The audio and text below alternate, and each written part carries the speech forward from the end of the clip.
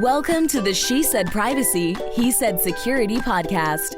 Like any good marriage, we will debate, evaluate, and sometimes quarrel about how privacy and security impact business in the 21st century.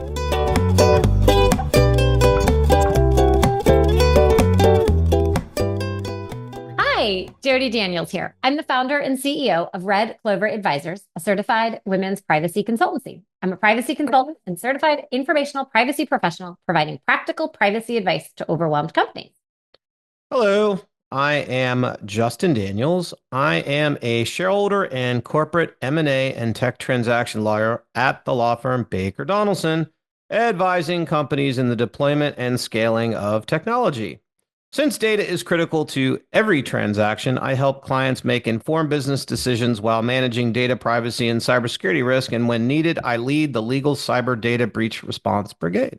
And this episode is brought to you by ding for the people who can't hear that you pulled my hair, Clover Advisors. We help companies to comply with data privacy laws and establish customer trust so that they can grow and nurture integrity. We work with companies in a variety of fields, including technology, e-commerce, professional services, and digital media.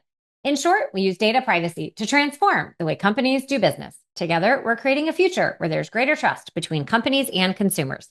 To learn more and to check out our best-selling book, Data Reimagined, Building Trust One Bite at a Time, visit redcloveradvisors.com. And you're pulling my hair again. So this is a special episode because this entire podcast started with the Jodi and Justin show doing a variety of webinars and events and conferences together. And then we decided, well, we should put it together in a podcast. Both of us this week, we are recording on a Friday and we're really tired. This was the third take at trying to even get the recording button to work. And we had respective conferences. So Jodi went to DC and Justin went, where'd you go? 5 miles from the house. 5 miles from the house. But we had really big weeks. And so we thought I would share my top 5 takeaways from IAPP Global Privacy Summit. And what are you doing?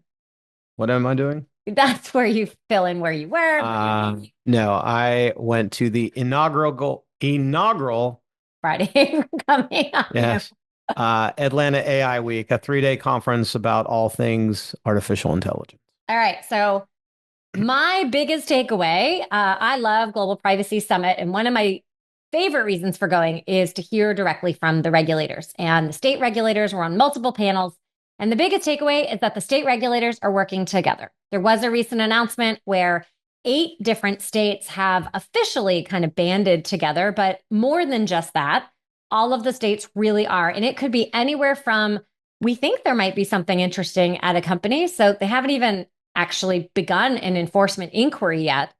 They just have an inkling. All the way through, they're looking at a particular company to how do you interpret a particular situation and what do you think? What are you seeing? So the regulators are working together. What's your top takeaway from the Atlanta AI inaugural week? Well, my top takeaway was, as many of our listeners have heard, is I ripped off one of Jodi's phrases to do my keynote. And the keynote presentation that I did around AI was, just because you can doesn't mean you should. And the theme of it was around this tool from Snapchat called My AI, because it's basically a virtual friend that's available 24/7, 365. And wow, isn't that a great idea? But the point of what I was saying in the presentation, which is the key takeaway, is we are living through a time where the big AI and tech companies, it's an AI gold rush. They're focused on profit. At the same time, in my 35 years, I'm sorry, 53, I'm really struggling today. On this earth, I have never seen the legitimacy of government institutions under attack the way they are now. And last, the regulatory environment around AI is in its infancy at best. And so, ethically, should we be doing these things? How are we thinking about the consequences of AI use cases? Because if we don't deal with this now, what's coming down the pike that might have even worse adverse consequences for society, especially kids? Do I get to charge you my licensing fee? Only if you pay mine for ripping off the peanut butter and jelly of technology, which, I just want our viewers to know, or our listeners to know, like when I give presentations or I did a huge workshop, I get people who come up to me in the middle or say, "Hey, aren't you Jodi Daniels' husband of Red Clover Advisors?" Like, I can't even do my own gig. And they're like, "Hey, aren't you the husband of Jodi Daniels?" I was like, "Yeah, I wear that role too." Aren't you so lucky? Okay, but back to takeaway number 2 from IAPP. Remember how I just said that the state regulators are working together? Well, one of the ways that they are going to send you a letter is through your privacy rights process. Maybe you have in your privacy notice an email, privacy@company.com, and that's how you receive them. They're testing that process. So if no one is actually reviewing the email or the inbox or the workflow where your privacy rights processes come or requests come, you're going to miss a very important message from a state regulator. And the other piece to that is they often will give a certain time period that they want a response from. Maybe it's within 30 days. If no one is looking at that mailbox until the day before and you call them up and say, "Oh my gosh, we just got this, we're going to need an extension," they're not going to give you that extension. They will give some extensions in certain situations, but you have to really work with them. The other piece, kind of to those responses, is making sure you are not vague. Vague responses don't work. So go test your privacy rights process. Make sure you know where they are going and test often. So just in case a regulator reaches out, you will actually get it. That was so exciting. It was exciting. Do you know how many people actually put that? Many companies put the email there and then they forget about it because they might not actually get a lot of responses, but they still might get an inquiry, in which case they'll never receive it. Okay. It's a test. It's a specific test and activity that regulators are doing. I'm tested every day in my domestic skills, and Indeed. I fail spectacularly. It's true. Indeed. All right, what's number 2 for you? Number 2 for me is think what China does with your data when you engage with TikTok or DeepSeek. So I moderated another panel that really focused on AI and cybersecurity, and one of our panelists is former military intelligence, and we had a fascinating discussion through him where he really laid out that just because you might use something and says, "Hey, our servers are in the UK," doesn't mean that that data isn't ultimately going back to China. And he made a really great point, which is China, through TikTok and now DeepSeek, have been gathering information about citizens in the US for years because they can then use that to create disinformation, misinformation campaigns. And a lot of people, go about their daily lives and they're not really aware of the fact that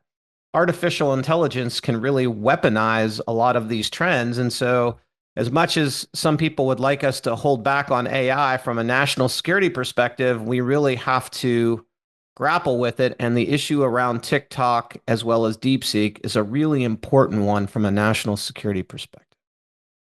And number 3 from IAPP is the idea of many of these regulations have been out for a while, where there's not really any gray area and confusion on what some of the expectations are. And one of those was around things like global privacy controller, the universal opt-out mechanism, and making sure you can opt out of targeted advertising.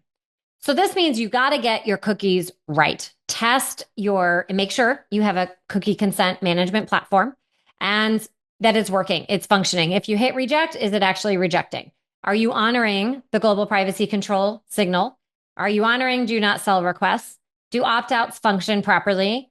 So some of the newer ones where maybe we're still trying to sort out exactly what the expectations are, some of the regulators had some wiggle room, but in things that have been around for a while, they pretty much point blank said, nope, there's really no wiggle room. So go test your cookies, test your cookie consent platform, and test it often. Lots of testing in mind. Test. Might be the former auditor in me. Guess you're having a testing day. Mm-hmm. Okay. So next up on my list is, again, I'm going to go to cybersecurity. And talk about cyber threats, and in my mind, foremost among them are the deepfakes, because every time I do a presentation, I roll out my own deepfake of when I gave a TED talk, and IBM helped me out to basically have me say everything that was opposite. Although it was funny, Jodi, when I did this thing, I basically told the audience back when I first had IBM do this for me in December of 2023, all the LLMs are saying, hey, AI is so profound. You really need to regulate me. And now on the day that I gave the presentation, what I was saying is hands off, the innovators know best, which is what I said in the deepfake. I was like, heck, we should just have deepfake Justin create a fake resume using ChatGPT, and he might be able to get a job in the PR department of OpenAI or Meta. But all kidding aside, when we talk about cyber threats, the most present one, in my view, is the deepfake, because it really is going to completely transform how we just think about facts. And then if you combine that with using it through a DeepSeek or a platform like TikTok, think about the waves of misinformation you can now wreak on a society when people just, look at a video and believe anything. And to make a finer point on this, Jodi, is I basically told the crowd when I spoke, I was like, this is the conversation I have to have with my daughter. Now with deepfake technology, and I said, cue the eye roll because she doesn't want to listen to me. And in my house, the eye roll is at an art form. Well, what if they get sideways with a friend, and the friend, instead of getting mad, decides to get even, and they take the person's head and then they put it on the naked body of somebody else, and they put that out on social media? Before you even know what happened, the damage is done. And that's how I wanted to communicate how big a deal deepfakes really are. That actually was talked about at the IAPP conference as well. All right, number 4 for me, one of my other favorite catchphrases, which is say what you do and do what you say. And this was actually said verbatim by a regulator. You really want to make sure that your privacy notices reflect what is actually happening in your organization. And then don't forget to make sure that your organization is doing whatever it is that you just said in the privacy notice. So if one group is trying to move forward, it's not disclosed, that's a gap, that's a problem. The other really important piece is some states really want to make sure that they are included. And for example, Oregon, they have some specific, they want to ensure that if you're listing all the states, that they're not excluded. And if they're excluded, they might come to you and ask, well, why did you exclude me? Did you have an analysis that determined their law's not in scope? At the same time, they didn't necessarily specify that it has to be listed. So if you take the approach by listing just the states, make sure you include them. If you list kind of California and then everybody else, they didn't seem to call out that they wanted their own name there. So say what you do and do what you say, and make sure you have the right states listed if you go with that approach. All right, for me, it's just start your AI journey. So when I present to people, I always tell them up front, I've learned a good bit about this, but there's so much that I don't learn, because a lot of times you just got to start with the stuff and start playing around with it, because the use cases are there. There are some out there, but it's up to you to kind of figure that out. And I think it was a big thing to talk to people who, when I do my interactive prompting session and you can see what the AI does, it demystifies it a little bit. But what's more important is that you just say, hey, today I'm going to start my journey, because 3 weeks from now, I'll be further ahead. You just got to start. Very important. We all do have to start somewhere. All right. Number 5 for me is read the enforcement advisories and the FAQs that regulators are putting out.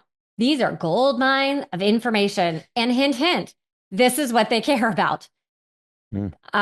Connecticut recently put out an enforcement report. And it's also actually important to know that's not an obligation. They don't have to put that report out. They're choosing to, because they want companies to be able to hear and understand what is important to them.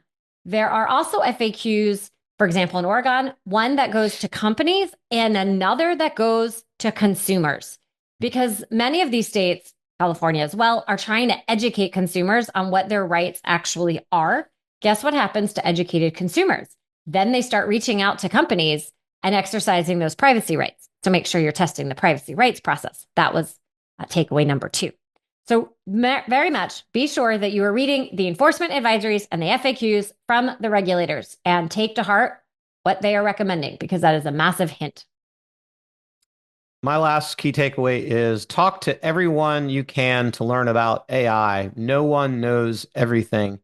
There are so many tools out there. Like even when I talk to Jodi at night, she'll say, "Hey, I found this tool that helps you make a PowerPoint." I was like, "Oh, I didn't know that you could have that." Or I talked to someone else about they have an LLM where you can like summarize and get articles or certain things. And my point is, nobody knows everything.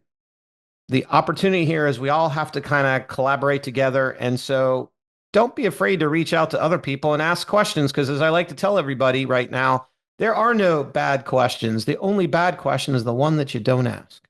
Ooh, that was profound. Well, what can I say? Well, we hope you enjoyed the Jodi and Justin show, where I talked about my 5 top takeaways from IPP Global Summit 2025. Well, wait a second. What? What am I doing? I want to know in the last moments that we have, was there anything you learned from your panel and how you prepared or public speaking from that event? Well, I guess I would go with what you said, how you can always learn. You're constantly learning. So I had panelists on our or fellow panelists that all have different experiences than me. There was a very technical privacy attorney. There was one of the senior directors of the IB Tech Lab, and then there was in-house privacy counsel. So each one of them had a different flavor and take on, we talked about ad tech and privacy. So I think it's, like you said, no one knows everything, and we're all continuously learning from each other. I see. Well, okay, so obviously you had something that you wanted to share about your preparation and learning from your event. No, I had a very different experience in like 36 hours. I had to be a keynote speaker. I had to do a fireside chat where I interviewed somebody. I had to do a prompting session where I had to lead a session, and then I was moderator of a panel. It was just every one of those skill sets is different. And I guess the thing I will share is it's one thing to be the speaker because the focus is on you. But I think a key thing, and I think you would agree with this, Jodi, is when you're the moderator, your job is to ask really good questions and set up your fellow speakers. I can't tell you how many times I've been on panels where the moderator or someone else on the panel just thinks it's their opportunity to just talk and talk and talk, and people want to hear from everybody. And so I always keep that in mind is, hey, when I moderate or I'm interviewing, my job is to tee up and ask good questions so that people can focus on the person that I'm interviewing or giving questions to. Also, kind of like on our podcast where we ask all these really amazing questions of our guests. Look at how awesome the 4.5 years of podcasting has prepared you. Really? Fellow listeners. You know what, fellow listeners, I think when we post something about this, you should give your opinion. Would you like to see a speak off between Jodi and Justin? Because I have to tell you, I actually asked ChatGPT. I was like, who's the better speaker, Justin or Jodi? And then it went through and I was like, I think Jodi is. She's done more things. And I'm like, oh, wait a second. What about this? And then I was like, well, I can see your point. I can see how maybe Justin's better. So I'm thinking we just need to settle it. You're just coding ChatGPT. You know what? On that note, it has been fun. Would you like to summarize? See, I said, thank you for joining us for the top 5 takeaways from IPP Global Summit Privacy, or that didn't even make sense. Global Privacy Summit 2025. And that's where you say yours. And thank you for listening to the top 5 takeaways I had for Atlanta AI Week here in the good old ATL. Thanks for listening. Thanks for listening to the She Said Privacy, He Said Security podcast. If you haven't already, be sure to click subscribe to get future episodes and check us out on LinkedIn. See you next time.